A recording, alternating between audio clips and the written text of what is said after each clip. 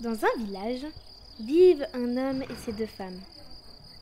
Tous les deux attendent un enfant de leur mari. Cet homme marié est heureux et cultivateur. Il travaille tous les jours au champ et, au moment où commence cette histoire, a un beau champ de fèves car il a beaucoup travaillé.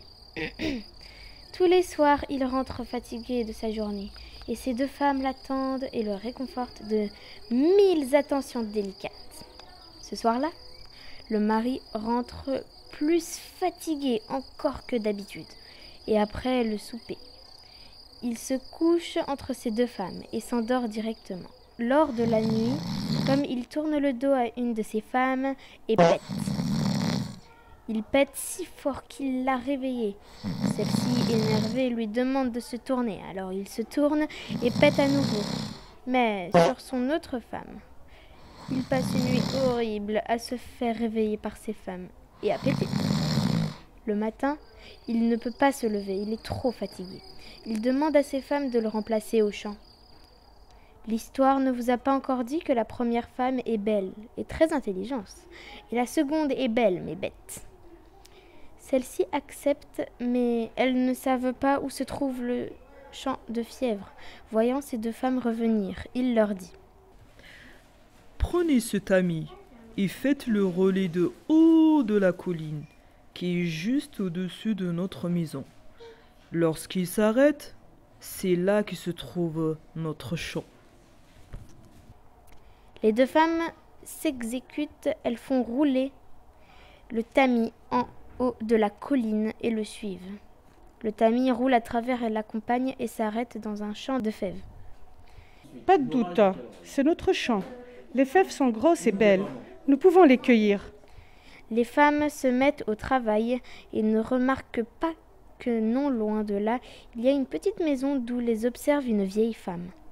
Au milieu de la journée, la vieille femme qui se tourne, nomme Roula, va les voir au champ et leur dit: Je vous regarde travailler de si bon matin. Voulez-vous manger quelque chose et vous reposer un peu? Mangez, prenez des forces, car la route est longue jusqu'à chez vous.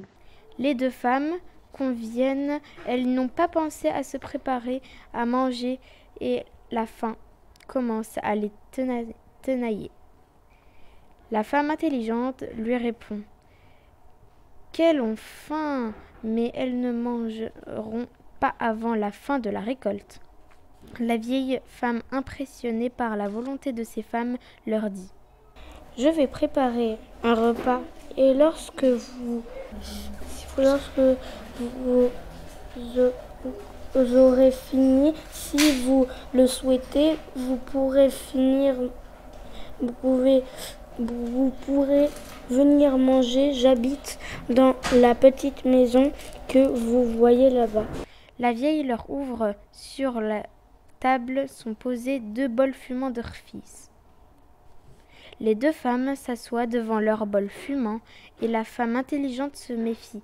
Elle profite que le roule leur tourne le dos pour mettre son corsage, les cuillerées de rfis. La seconde, elle ne se méfie de rien et mange en 2 cuillerées de bol de rfis.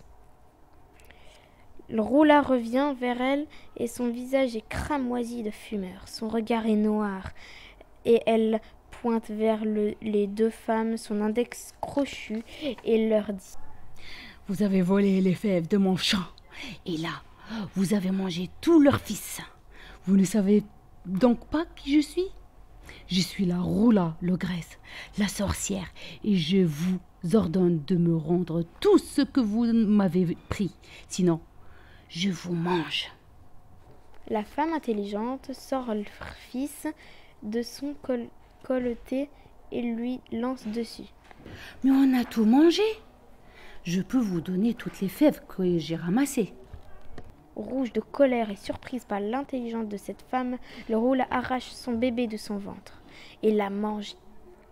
Terrifiée, la seconde lui implore de la laisser en vie. Elle lui donne toutes les fèves, mais ne peut rien faire pour leur fils, car elle a tout mangé. Le Roula n'écoute pas. Elle arrache le bébé de son ventre et la mange aussi. Le mari ne reverra plus jamais ses femmes. Quant aux 2 enfants, le Roula les laisse grandir, et lorsqu'ils sont assez forts pour travailler, elle les envoie au champ cultiver les fèves, mais aussi bien d'autres légumes. Les 2 garçons ont hérité du caractère de leur mère, c'est-à-dire que le premier est rusé et intelligent et le second est bête. Le temps passe et le garçon intelligent remarque que des personnes disparaissent et comme par hasard, elle roule et souvent dans les parages.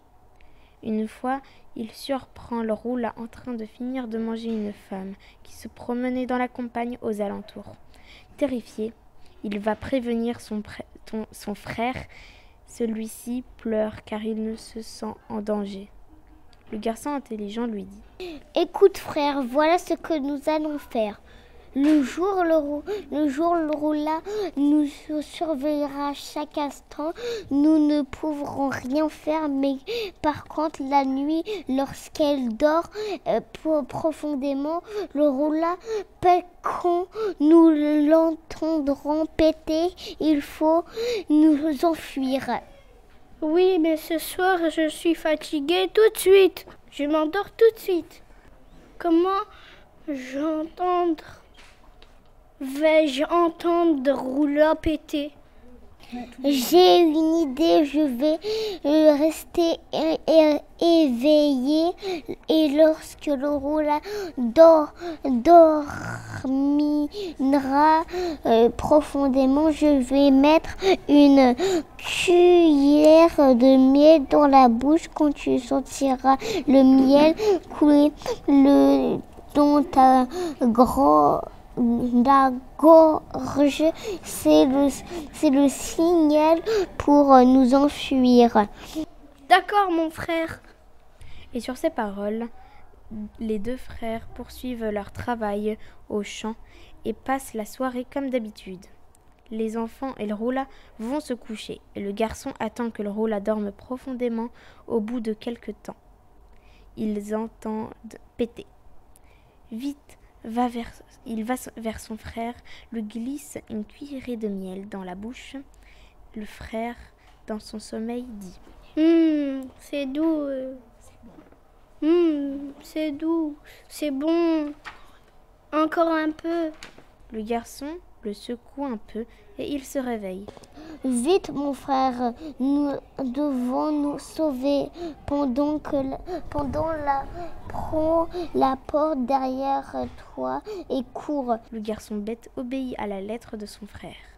Il défait la porte de la maison et la met derrière lui, sur son dos. Le garçon intelligent est devant et il lui supplie de courir car il sent que son frère qui n'avance pas vite. Cours, mon frère, cours, sinon le Roula va nous manger. Comment tu veux? Je cours avec la porte dans mon dos. Mon frère, qu'as-tu fait? Je t'ai demandé de fermer la porte derrière toi, pas de la prendre. Pose-la la place de cette pierre et dépêche-toi. Pendant ce temps, le vent froid entre dans la maison de le Roula et une bourrasque vient la réveiller. Elle ne voit plus la porte, ni les enfants, et comprend qu'ils se sont enfuis. Folle de rage, elle se lance à leur poursuite. Vous le savez peut-être, mais les ogresses et les sorcières ont toutes des pouvoirs. Et le Roula est tellement en colère qu'elle court plus vite que le cheval au galop. Rapidement, elle aperçoit les 2 garçons. Le garçon intelligent se tourne et voit son frère qui porte la pierre et plus loin le Roula qui court vers eux. Mais mon frère, que fais-tu avec cette pierre? Roula est plus très loin derrière et ce n'est pas le moment de faire l'idiot. C'est toi qui m'as demandé de se prendre cette pierre à la place de la porte. Facile de courir quand on porte rien. Mon frère lâche cette pierre et court. Je t'en supplie, Roula, et de plus en plus près. Mais voilà que les deux frères sont bloqués car il y a une rivière avec des rapides à traverser. Ils sentent l'odeur de Roula de plus en plus forte. Elle n'est plus qu'à quelques mètres d'eux. Le garçon intelligent se lance et dit: Rivière, oh gentille rivière, laissez-nous passer. Et la rivière s'ouvre en deux et laisse passer les deux garçons, puis se referme. Le Roula, dès qu'ils arrivent, ont touché la rive opposée et leur crie: Comment avez-vous fait, misérable? Nous avons dit. Méchante rivière, laisse-moi passer. Le Roula, sans réfléchir, répète la phrase et la rivière se met à gonfler, à sortir de son lit et avale Roula. Les deux garçons poursuivent leur chemin et aperçoivent une petite maison. Ils regardent à l'intérieur et voient un homme sans âge, tellement il a l'air triste. Ils frappent à la porte et l'homme leur ouvre. L'homme, c'est notre cultivateur qui se meurt de tristesse car il n'a jamais revu ses femmes. Mais un grand sourire se dessine sur son visage car il reconnaît les yeux de ses femmes dans chacun des enfants en face de lui. Depuis les deux enfants vivent avec leur père et l'aident au champ. Comme il n'est plus seul à travailler, il rentre moins fatigué. Ils peuvent passer de longues soirées à discuter et se raconter les histoires de Roula.